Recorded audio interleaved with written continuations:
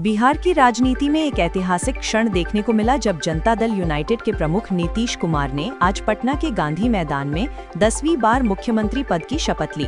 ये शपथ ग्रहण समारोह राष्ट्रीय जनतांत्रिक गठबंधन यानी एनडीए की प्रचंड जीत के बाद हुआ, जिसमें भाजपा, जदयू और अन्य सहयोगी दलों ने मिलकर बहुमत हासिल किया। समारोह में प्रधानमंत्री नरेंद्र मोदी, केंद्रीय मंत्री गजेंद्र सिंह शेखावत समेत कई प्रमुख नेता उपस्थित थे। शेखावत ने कहा, बिहार भविष्य में विकसित भारत का ग्रोथ इंजन बनेगा। नई कैबिनेट में 9 नए चेहरे शामिल हैं, जिनमें लोजपा रामविलास के संजय कुमार सिंह भी हैं, जिन्होंने लालू प्रसाद यादव के बेटे तेज प्रताप को महुआ सीट से हराया। विपक्षी दलों ने चुनाव आयोग पर 1.22 लाख वोटों के कथित विवाद को लेकर सवाल उठाए, लेकिन ईसी ने सफाई दी कि ये सामान्य प्रक्रिया है। नीतीश सरकार अब बाढ़ नियंत्रण, शिक्षा सुधार और रोजगार सृजन पर फोकस करेगी। ये सरकार बिहार के लिए स्थिरता का संकेत देती है, लेकिन विपक्ष की आलोचना से राजनीतिक तनाव बरकरार रह सकता है। प्रधानमंत्री नरेंद्र मोदी आज 21 से 23 नवंबर तक चलने वाले G20 शिखर सम्मेलन में भाग लेने के लिए दक्षिण अफ्रीका के जोहानिसबर्ग पहुंचे। ये दक्षिण अफ्रीका का G20 सदस्य बनने के बाद पहला शिखर सम्मेलन है और पीएम मोदी की ये चौथी यात्रा है। सम्मेलन में वैश्विक दक्षिण के मुद्दों, जलवायु परिवर्तन, डिजिटल अर्थव्यवस्था और अफ्रीकी विकास पर चर्चा होगी।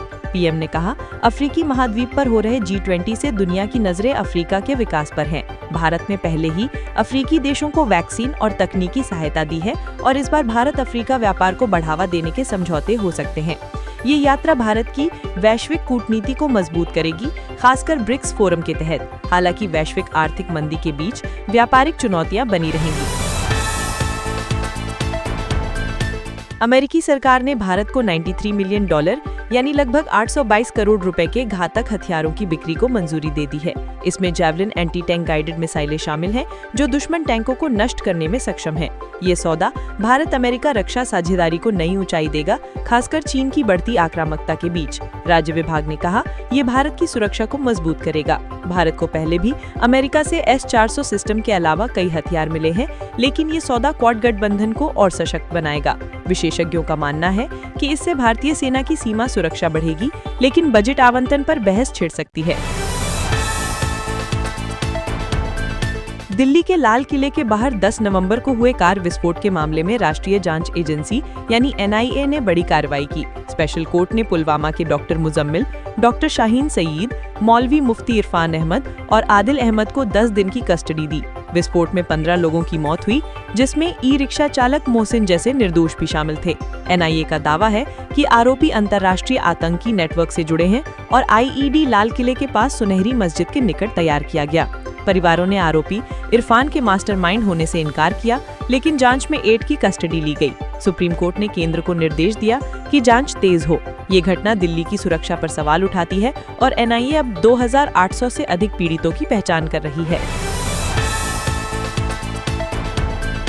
राष्ट्रीय राजधानी दिल्ली NCR में वायु गुणवत्ता सूचकांक यानी AQI 400 से 450 के बीच पहुंच गया, जिससे गंभीर श्रेणी में आ गया। सुप्रीम कोर्ट ने आयोग फॉर एयर क्वालिटी मैनेजमेंट को निर्देश दिया कि नवंबर-दिसंबर में खुले मैदान पर होने वाले स्कूल स्पोर्ट्स इवेंट्स को सुरक्षित महीनों में स्थगित किया जाए। कोर्ट ने कहा, बच्चों की सेहत सबसे ऊपर है।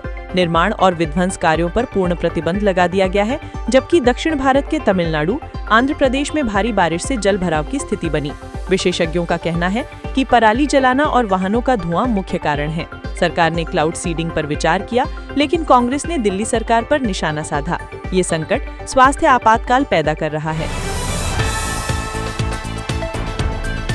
राष्ट्रीय स्वयंसेवक संघ के सर संचालक मोहन भागवत आज मणिपुर पहुंचे, जो 2 साल पहले भड़की जातीय हिंसा के बाद उनका पहला दौरा है। 20 से 22 नवंबर तक रहने वाले भागवत स्थानीय नेताओं से मिलेंगे और शांति प्रयासों पर चर्चा करेंगे। संगठन के पदाधिकारी ने कहा, ये दौरा सामाजिक सद्भाव को मजबूत करेगा। मणिपुर में मेइतेई और कुकी समुदाय के बीच हिंसा से हजारों विस्थापित हुए और केंद्र ने सुरक्षा बढ़ाई। भागवत का दौरा संघ की सामाजिक एकता की मुहिम को गति देगा, लेकिन स्थानीय तनाव बरकरार है। भारतीय क्रिकेट टीम के कप्तान शुभमन गिल, जो पहले टेस्ट में गर्दन की ऐंठन से चूके, आज फिटनेस टेस्ट से गुजरेंगे। बल्लेबाजी कोच सितांशु कोटक ने कहा, यह आखिरी मौका है, दूसरे टेस्ट में उपलब्धता की कोशिश करेंगे। दक्षिण अफ्रीका सीरीज में भारत को मजबूत शुरुआत की जरूरत है। विकेट कीपर ध्रुव जुरेल पहले टेस्ट में ओपनिंग करेंगे, जबकि नीतीश कुमार रेड्डी बाहर हो सकते हैं। क्रिकेट प्रेमी गिल की वापसी की उम्मीद कर रहे हैं, जो टीम की बल्लेबाजी को संतुलित करेगा। सुप्रीम कोर्ट ने ट्रिब्यूनल सुधारों पर केंद्र को फटकार दी और कहा कि न्यायिक नियुक्तियां पारदर्शी हों। जस्टिस वीवी नागरत्ना ने कहा, महिलाएं भारत की सबसे बड़ी अल्पसंख्यक हैं, संसद में उनकी भागीदारी बिना आरक्षण के बढ़े। कोर्ट ने राजस्थान और तेलंगाना हाईवे हादसों पर भी संज्ञान लिया, जहां 40 से अधिक मौतें हुई। ये फैसला न्यायपालिका की स्वतंत्रता को मजबूत करेगा, लेकिन कार्यान्वयन चुनौतीपूर्ण होगा। नेपाल के 12 जिले में जेन-ज़ी युवाओं का आंदोलन फिर तेज हुआ, जिसमें पूर्व पीएम केपी शर्मा ओली के समर्थकों से झड़प हुई। 10 लोग घायल हुए और सीमा से सटे क्षेत्र में कर्फ्यू लगाया गया। यह आंदोलन बेरोजगारी और भ्रष्टाचार के खिलाफ है, जो भारत की सीमा पर तनाव बढ़ा सकता है। नेपाल सरकार ने बातचीत का आह्वान किया, लेकिन युवाओं की मांगें बरकरार हैं। प्रधानमंत्री नरेंद्र मोदी ने आज पीएम किसान सम्मान निधि की 21वीं किस्त जारी की, जिससे 9 करोड़ किसानों को 21,000 करोड़ रुपए मिलेंगे। तमिलनाडु दौरे के दौरान प्राकृतिक खेती शिखर सम्मेलन का उद्घाटन किया, जहां सीएम स्टालिन ने सहयोग की बात कही। ये योजना किसानों की आय दुगनी करने की दिशा में महत्वपूर्ण है, लेकिन फसल बीमा विस्तार पर भी चर्चा हुई।